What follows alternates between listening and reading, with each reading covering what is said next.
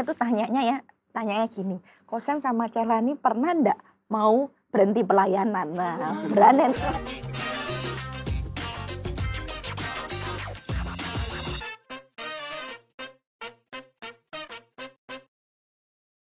Nih tak jawab ya, dalam kebodohan.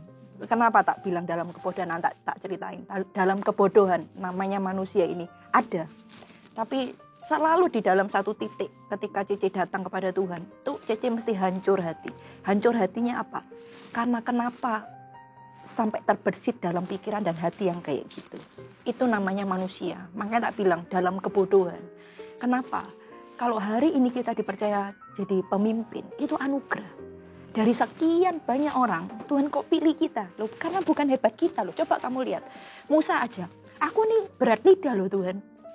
Lalu siapa itu lagi? Apa namanya? Siapa yang kecil di antara yang kecil itu? Daud ya? Gideon. Gideon itu juga dia kan kecil. Dia bilang aku ini kecil gitu loh. Kaum terlemah. Lalu Daud kalau tidak salah dia juga paling kecil gitu ya, maksudnya itu saudara-saudaranya gede-gede, hebat-hebat gitu. Semuanya itu enggak mampu gitu loh, enggak bisa, tapi dipilih Tuhan jadi pemimpin. Nah, makanya tak bilang dalam kebodohan. Kenapa? Kalau hari ini kita jadi pemimpin itu anugerah.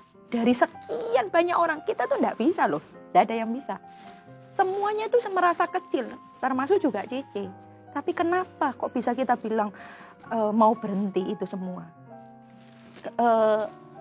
Dalam kebodohan itu. Tapi kalau selalu dalam hadirat Tuhan, Cici selalu minta ampun. Minta ampunnya apa? Ya karena terbersit atau mungkin terbayang untuk kayak gitu. Dan Cici benar-benar minta ampun. Dan Cici tidak akan izinkan itu keluar dari mulut Cici sih. Untuk Cici give up jadi seorang pemimpin. Kenapa? Cici tidak mau itu dicuri sama iblis ya. Soalnya ya itu yang pertama, jadi pemimpin itu dipilih Tuhan. Kalau bukan karena dipilih Tuhan, tidak mungkin kita lah mana bisa gitu, tidak punya kemampuan, kekuatan. Kosen pernah memutuskan untuk mengundurkan diri, tapi itu waktu menjadi sponsor. Pernah jadi sponsor waktu itu dan itu peristiwa lama sekali. Kalau ditanya alasannya kenapa? Karena hari itu pemimpinnya Kosen memproses Kosen hari itu. Salah satu prosesnya adalah kenapa kok jadi ini bukan asumsi, karena dia ceritakan ke coach dan Kosen dipanggil sama coachnya. Pemimpin Kosen itu bilang bahwa kok Samuel itu kalau nyanyi itu keras banget. Terus nggak bisa menyembah Tuhan dia. Jadi itu pernah kejadian. Itu sangat lama sekali. Nah, Kosen itu merasa daripada saya yang jadi sumbatan, ya saya izin untuk saya mundur di waktu itu. Lah waktu saya bilang mundur itu, ternyata ada beberapa orang lain lagi juga mundur juga gitu ya. Kita nggak janjian mundurnya di case yang sama. Hari itu pemimpinnya bilang begini, please jangan mundur. Dan hari itu hanya kan terucap ngomong bahwa ya sudah saya tak mundur aja dari pelayanan ini. Tapi ketika ternyata hari itu yang mundur banyak, iya kan? Ternyata ya berarti yang salah bukan di kitanya, berarti ada hal yang harus diubah di pemimpinnya. Tapi di waktu itu pemimpinnya bilang, karena pemimpinnya masih muda ya, karena Kosen waktu itu dalam posisi sudah bekerja di perusahaan, pemimpin Kosen ini anak kuliah. Wah, itu nanti kalian bisa tanya itu, gimana dipimpin oleh orang lebih muda segala macam. Nah, di waktu itu ketika dia bilang please, karena dia bilang please jangan mundur, akhirnya kita nggak mundur. Sampai detik ini juga nggak pernah lagi kejadian seperti itu di Kosen. Tapi di waktu itu pernah ketika jadi sponsor. Oke, Kosen sama Celani kan seorang gembala regional Jawa Timur, Bali, Nusa sampai Australia nih kok. Otomatis kan sudah melahirkan segitu banyak pemimpin nih.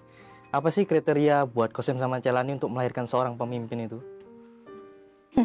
Kosen dulu dari tadi aku.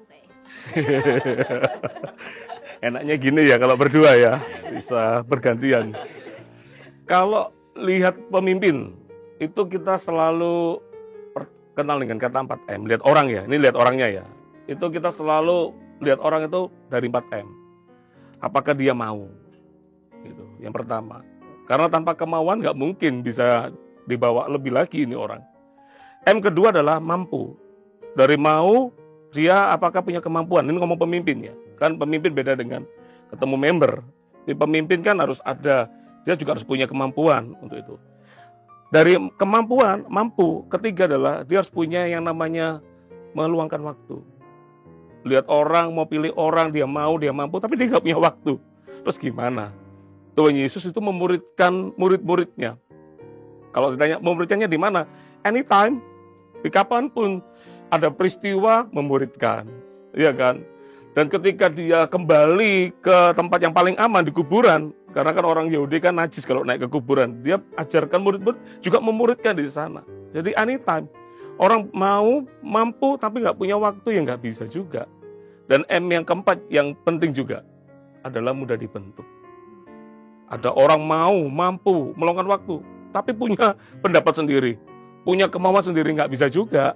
Gimana kita mau mengarahkan mereka, mau memimpin mereka. Nah, 4M ini yang kita lihat kriteria untuk mengangkat seorang pemimpin. Itu seperti itu. Nah, dari 4M itu tadi kan mau, mampu. Nah, kalau mau kan dari orangnya. Karena kan pemuritan tuh harus dua belah pihak. Jadi, satu ini loh, pemuritan tuh adalah dari yang dimuridkan sama yang mau memuridkan tuh kan kita harus mau, ada komitmen gitu. Makanya harus mau. Itu dari orangnya, mau dimuridkan enggak. Mampu, kalau mampu nih gampang. Nanti kita bisa ajarin gitu kan. Nah makanya perlu mudah dibentuk. Karena di level mudah dibentuk ini kita kan ajarin dia gitu. Dalam segala area.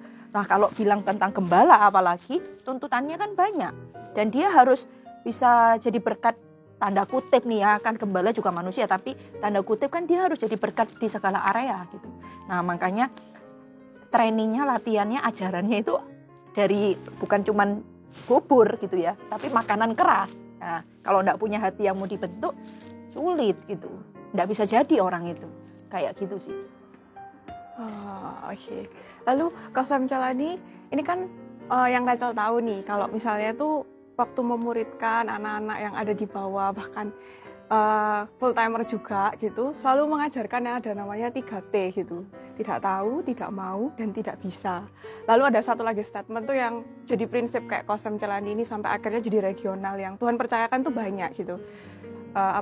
Tidak ada kota yang tidak dapat ditembus. Boleh cerita tidak dapat ditembus. Oh ya itu. Boleh cerita enggak ini?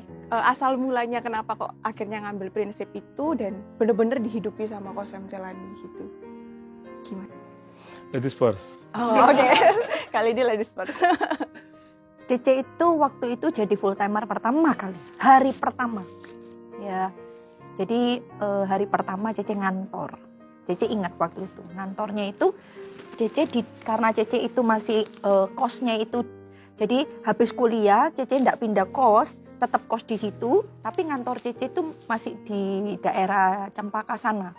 Nah Cece kuliahnya itu di daerah Universitas apa ya? Ini sebut jalan boleh enggak ya?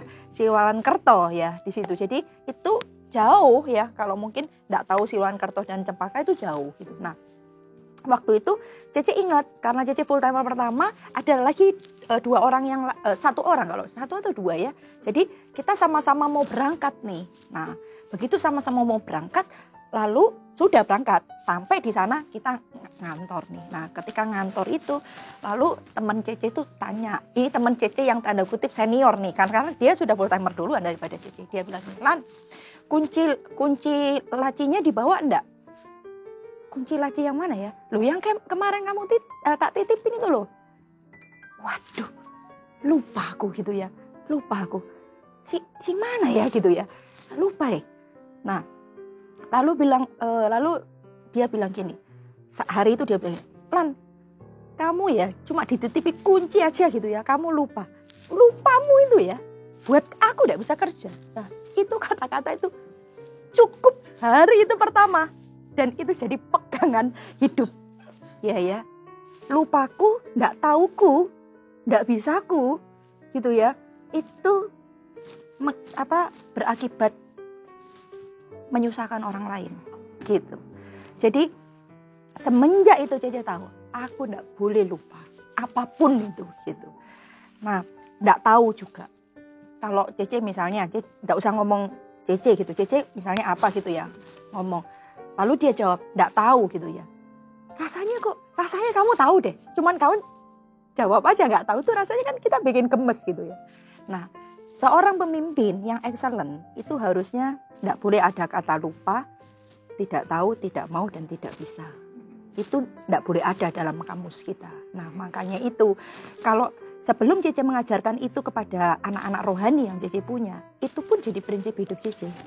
Cece nggak pernah ngomong nggak tahu, Cece nggak pernah ngomong nggak bisa, Cece nggak pernah ngomong nggak mau. Makanya setiap apapun juga kalau pemimpin juga suruh gitu ya, selalu Cece bilang, ya sekalipun mikirnya nanti belakangan ini bisa nggak gitu ya. Tapi belakangan aja, selalu ngomong iya gitu. Pas nggak bisa itu juga, jadi nggak boleh ada. Kenapa? Karena pada awalnya Cece memang nggak bisa. Kalau bisa itu karena Tuhan gitu. Dan Tuhan mau kita bisa lah semuanya. Wong kita lebih daripada pemenang gitu. Itu sih. Di dalam dunia ini tuh sebetulnya nggak ada orang bodoh. Yang banyak itu kena sakit mah. Malas untuk belajar yang sesuatu yang baru, malas untuk melangkah. Orang tuh mau instan, apalagi generasi zaman sekarang ini, ya kan? Zaman COVID bukan ya, tapi ini zaman dimana orang generasi muda, anak-anak sekarang itu pintar-pintar, karena source-nya bisa ambil di mana-mana.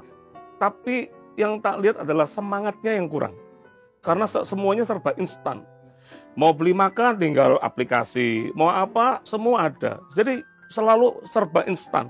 Ya, kadang kalau kita nggak hati-hati, itu membuat kita jadi itu udah sakit mah.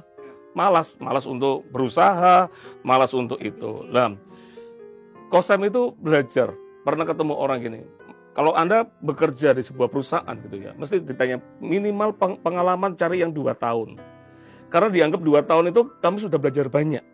2 tahun. Untuk menjadi seorang tukang sapu yang hebat, itu survei mengatakan itu perlu 7 bulan.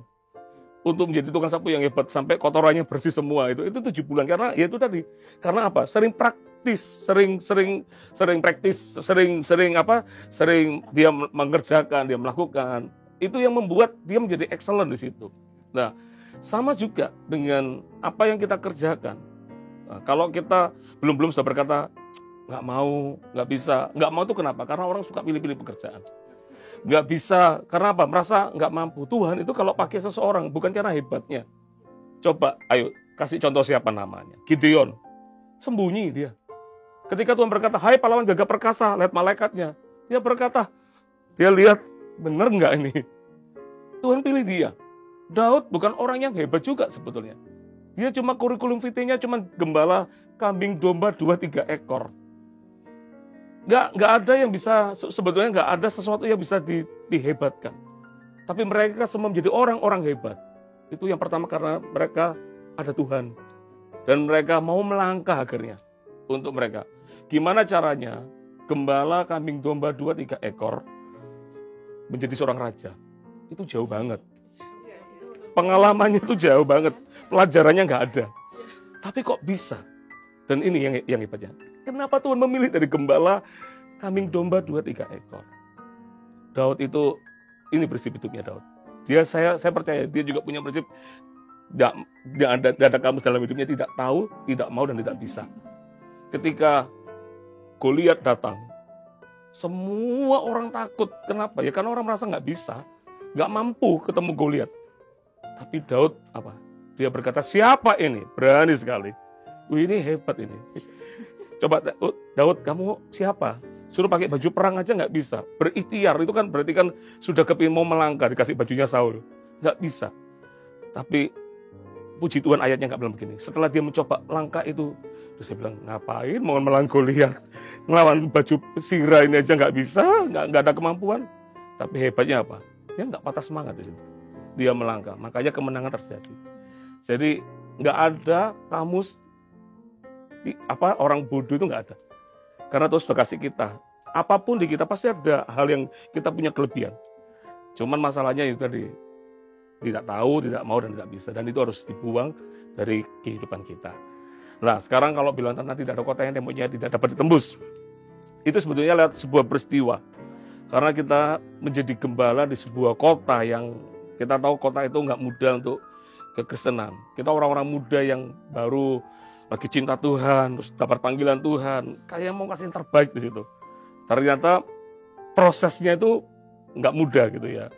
Sampai ngalami banyak hal, ngalami tekanan, nggak boleh tempat ibadahnya nggak boleh dipakai, terus di demo, di sidang segala macam. Tiba-tiba muncul sebuah ayat ketika lagi baca, kan dalam tekanan itu jangan menjauh dari Tuhan, harus lebih mendekat sama Tuhan. Kitab Mazmur adalah kitab yang sering tak baca dalam tekanan. Kadang kata Daud tak ganti, itu Samuel gitu ya.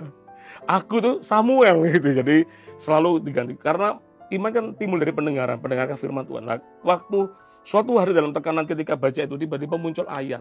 Kalau nggak salah di Ulangan atau di Bilangan, dikatakannya, tidak ada kota yang temboknya terlalu tinggi bagi kita. Nah, ketika itu muncul ayat itu, langsung jadi kekuatan. Iya, nggak ada kota yang temboknya nggak dapat ditembus. Orang tanya, mana gembalanya? Masih muda sekali, segala macam. Orang pikir, mana bisa digembalakan dengan orang muda. Itu kan selalu pendapatnya manusia. Tapi bagi Tuhan, nggak ada yang nggak mungkin. Nggak ada yang nggak bisa. Nah, ayat itulah yang lompat. Makanya itu jadi slogan di hidup kita. Sebetulnya bukan slogan, tapi itu menjadi rehmah di hidup kita, menjadi kekuatan sih.